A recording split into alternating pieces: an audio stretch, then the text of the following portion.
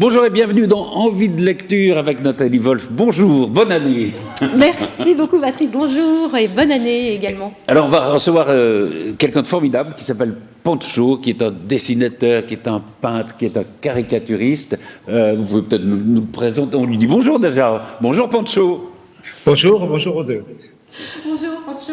Eh bien oui Pancho, bonjour, vous êtes peintre comme vient de le dire Patrice, dessinateur caricaturiste, de nombreuses collaborations. Alors chaque semaine, évidemment, au Canard enchaîné, pendant plus de 20 ans au Monde. Vous dessinez également pour le magazine littéraire The New Review of Books et puis encore beaucoup d'autres. Des expositions également. On peut citer celle qui s'est tenue en septembre dernier à Madrid. On efface tout et on recommence, selon la traduction française, d'allusion indirecte également à la crise de la Covid. Alors Pancho, vous êtes né au Venezuela, à Caracas, et puis vous avez vécu en Uruguay, à Montevideo, avant de fuir la dictature et d'arriver ici en France. Les arts, la liberté d'expression, la démocratie, la dictature. Voilà tous les thèmes que nous allons aborder avec vous. Merci beaucoup d'être avec nous. Non, c'est moi qui vous remercie. Alors on va commencer par le dernier livre que vous avez illustré, qui s'appelle Invisible Visiteur, qui est paru chez Baker Street, grande maison d'édition. Il y a trois auteurs que vous illustrez. Il y a Edgar Allan Poe, il y a Guy de Maupassant et Henry James, avec des textes assez connus. Poe, c'est l'homme sans souffle, c'est un homme qui brutalise sa femme et puis qui va perdre son souffle. Et comment va-t-il le retrouver? Va-t-il le retrouver? Le Horla de Maupassant, qui relate évidemment les terreurs d'un homme qui croit déceler une présence à ses côtés. Et puis le Tour d'écrou d'Henry James, aussi une nouvelle extrêmement connue. Est-ce que cette littérature, qui est une littérature fantastique, est une littérature dont vous êtes familier? Oui, je l'aime beaucoup, ce type de littérature. Mais je dois faire une précision. Les contes, l'histoire de Maupassant, c'est pas moi qui l'ai illustré, c'était un illustrateur de début du XXe siècle, qui s'appelle William Julian Damasi. Et les autres deux, oui, Poe et Henry James. Et j'aime beaucoup ce type d'histoire. Alors, pour ces volumes, vous avez, Pancho, spécialement créé les illustrations donc de ces textes. On aimerait savoir comment vous avez travaillé. Est-ce qu'il y a une difficulté particulière à illustrer des récits fantastiques? Parce que quand même, le dessin doit suggérer, mais pas trop montrer. Oui, ma première difficulté, c'est que je suis dessinateur de presse, je suis peintre, comme vous avez dit, et je ne me sens pas complètement illustrateur. Je peux faire des illustrations, je les ferai ponctuellement, et là, on me l'a commandé, c'était un défi, je l'ai fait.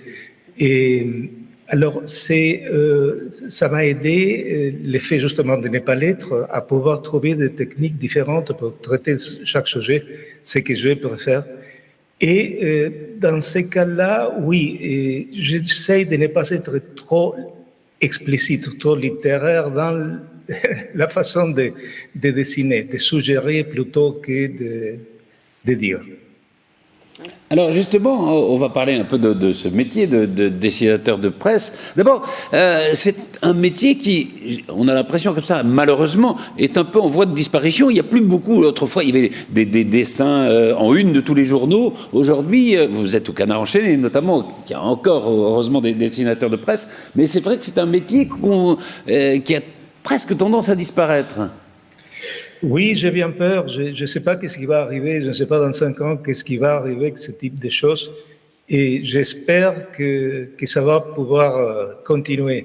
Le problème, c'est qu'avec les réseaux sociaux, il y a une autre façon de travailler et c'est devenu beaucoup plus compliqué. Et il y a beaucoup de gens qui peuvent s'exprimer sans être professionnels sur les réseaux sociaux. Ça complique les choses et parce que le dessinateur de presse normal, c'est lui qui a la carte de presse et tout ça, a une certaine responsabilité, il travaille dans un journal, il doit affronter des poursuites judiciaires parfois, et il doit faire attention à ce qu'il fait. Les gens qui sont sur les réseaux sociaux ne le font pas, alors on peut mélanger tout ça et on ne sait plus où on se trouve. Ouais.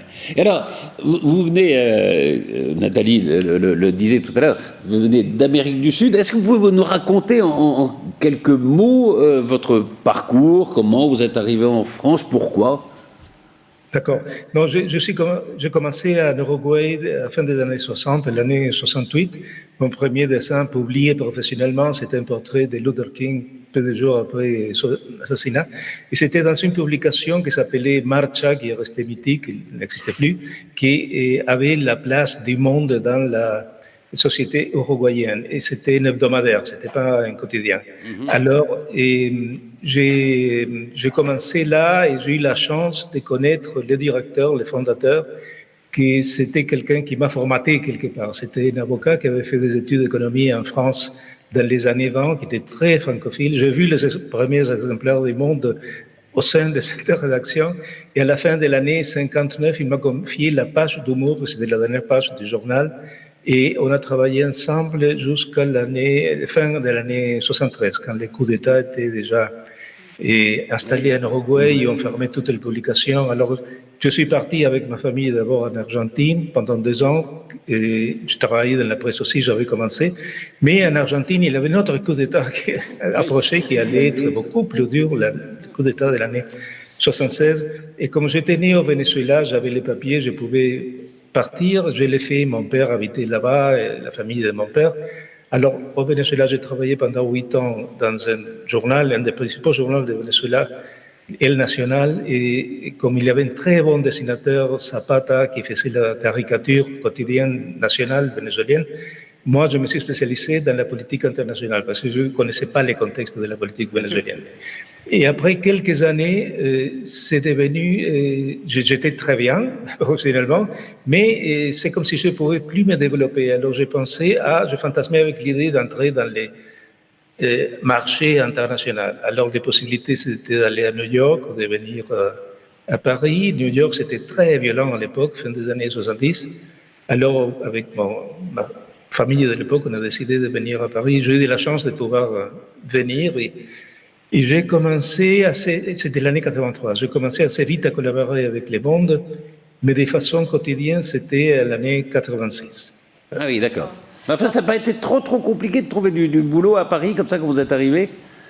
Et oui, ça a été compliqué. Les premières années, j'ai collaboré dans un tas de publications périphériques et tout ça, avec Les Mondes aussi, avec Magazine Littéraire, avec Magazine Lire, avec un très grand directeur artistique qui avait Magazine Lire à l'époque de Bernard Pivot, et c'était Jean-Pierre Cliquet, qui m'a ouvert des portes aussi. Et oui, jusqu'au moment où Le Monde avait changé un tout petit peu. C'était André Fontaine, le nouveau directeur. Il avait placé Plantu à la une du journal. Ah oui. Et on m'a contacté pour remplacer Plantu quand il partait en vacances et faire un dessin quotidien le reste du temps. Et je l'ai fait pendant quelques années. Oui, alors justement, Pancho, le dessin de presse renvoie généralement à la satire, à l'actualité. Et quand on a préparé l'émission avec Patrice, on se demandait mais comment est-ce qu'on fait pour être pertinent et drôle 365 jours sur 365? Donc comment vous travaillez? Est-ce que vous répondez surtout à des commandes? Vous faites des dessins de votre propre initiative? C'est pas toujours facile. Il y a différentes façons de travailler. Par exemple, pour Le Monde, j'ai fait un dessin quotidien et c'était avec des sujets que les journaux me proposaient. Et alors, j'ai fait parfois une idée, parfois plusieurs, et j'ai négocié avec le rédacteur en chef, voir quelle était la meilleure, s'il n'y avait pas... Les problèmes quand on travaille tellement vite, c'est que parfois on véhicule une idée qu'on ne s'était pas aperçue, alors c'est bien d'avoir le regard de quelqu'un d'autre. Au Canard enchaîné, c'est différent. On est une douzaine de dessinateurs. On propose tous une certaine quantité de dessins et la direction choisit sans rendre de compte. On ne sait pas pourquoi les dessins, quelques-uns sont refusés et pas d'autres. Il y a une centaine de dessins parfois qui sont proposés. Il y a 35 qui sont édités. Et alors, vous êtes toujours d'accord avec les choix ou pas? Vous êtes toujours d'accord avec les choix de la rédaction ou pas? Non, pas toujours, mais c'est comme ça et c'est un journal qui est plus d'un siècle, une grande tradition de travailler comme ça, elles ne vont pas changer, alors on s'habitue, on joue les jeux, on s'en va. Évidemment, bon, le métier de dessinateur de presse, de caricaturiste, vous parliez des réseaux sociaux qui changent en effet les choses, mais il y a aussi surtout les attentats de Charlie. Est-ce que ça a changé votre façon de dessiner? Est-ce que ça a changé votre métier ou votre responsabilité? certaines choses qui se sont passées les dernières années et ils ont changé notre façon de travailler, je crois, parce que c'est pas seulement les attentats de Charlie, c'est aussi, par exemple, le néo-féminisme, c'est l'antiracisme.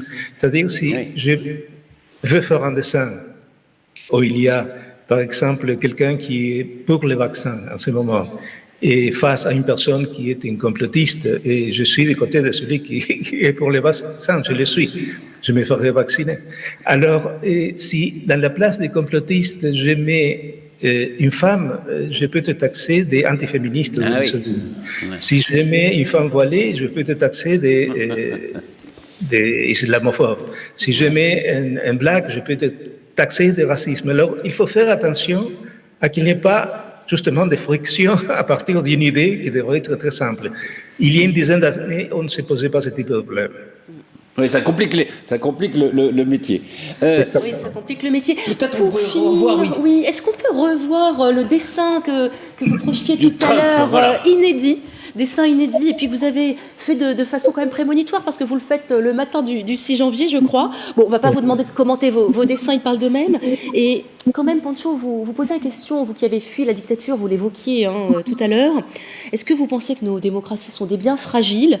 Et quelle est votre réaction quand vous entendez le mot dictature, par exemple en France, employé peut-être à tort et à travers? Oui, je crois que malheureusement les démocraties sont fragiles et il faut les protéger. Il faut les perfectionner. Les démocraties ne sont pas parfaites. Il y a beaucoup de choses qui ne marchent pas. Mais, comme on dit que disait Churchill, c'est le pire des systèmes à l'exception de tous les autres. Et ils sont perfectibles. Et je crois qu'il faut les protéger, il faut les sauvegarder parce que c'est une façon de partager les pouvoirs. L'alternative, sinon, c'est la guerre civile ou la dictature. Et la dictature, j'ai vécu un peu ça en Amérique du Sud, en Uruguay, et quand j'entends parler des dictatures pour ce qui se passe en France actuellement, ça me fait rigoler parce qu'on n'imagine pas qu'est-ce que c'est que de vivre sous une dictature.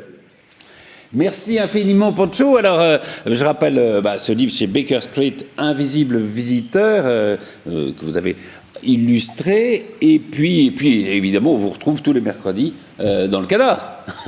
Merci à vous. Merci beaucoup. Pancho, à bientôt. C'est moi qui vous remercie.